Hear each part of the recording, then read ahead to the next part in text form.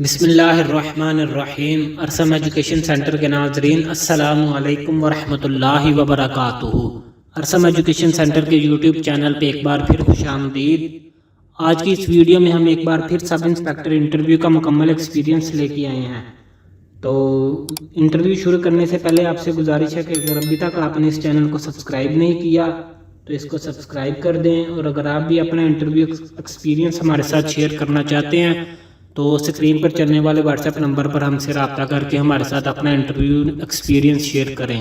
شکریہ جی۔ تو ناظرین، یہ سب انسپیکٹر انٹرویو کا مکمل ایکسپیرینس ہے لاہور ریجن کا۔ یہ انٹرویو نمبر 21 ہے۔ اس سے پہلے بھی ہم نے انٹرویوز اپنے یوٹیوب چینل پہ اپلوڈ کیے ہوئے ہیں، تو اگر آپ نے وہ نہیں دیکھے تو ان کے لنکس اس ویڈیو کے ڈسکرپشن میں موجود ہیں، آپ وہ بھی دیکھ سکتے ہیں۔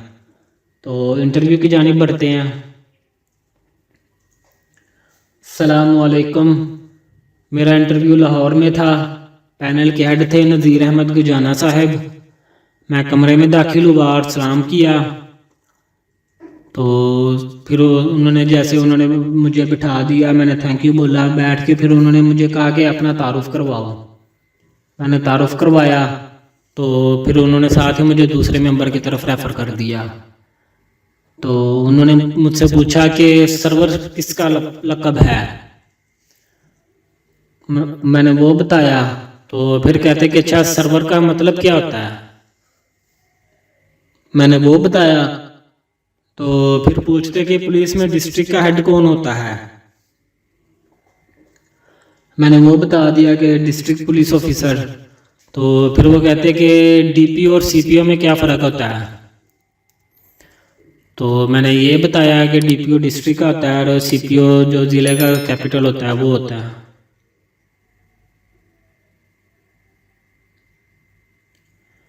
پھر وہ پوچھتے کہ پولیس میں کیوں آنا چاہتے ہو؟ تو میں نے اس کے بھی اپنے لحاظ سے جو بھی دلائل تھے وہ میں نے تیار کیے ہوئے تھے، وہ میں نے دیے۔ پھر انہوں نے مجھ سے پوچھا کہ پنجابی کا شیکسپیئر کس کو کہتے ہیں؟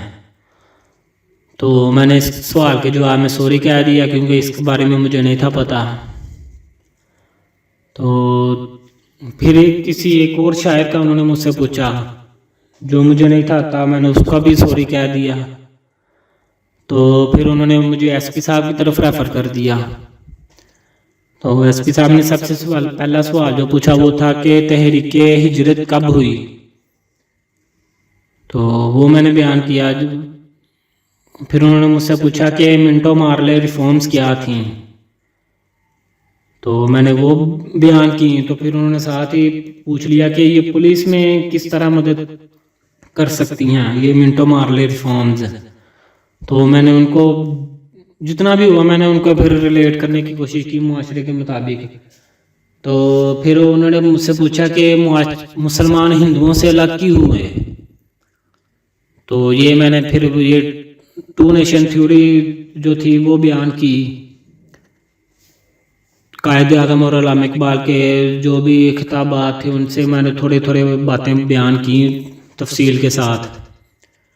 تو پھر وہ مجھ سے پوچھتے ہیں کہ اچھا پہلے تو یہ دونوں مسلمان اور ہندو اکٹھے ہی رہ رہے تھے کئی سالوں سے، صدی سے، تو پھر یہ اچانک کیسے ہو گیا کہ الگ ریاست کا خواب آ گیا؟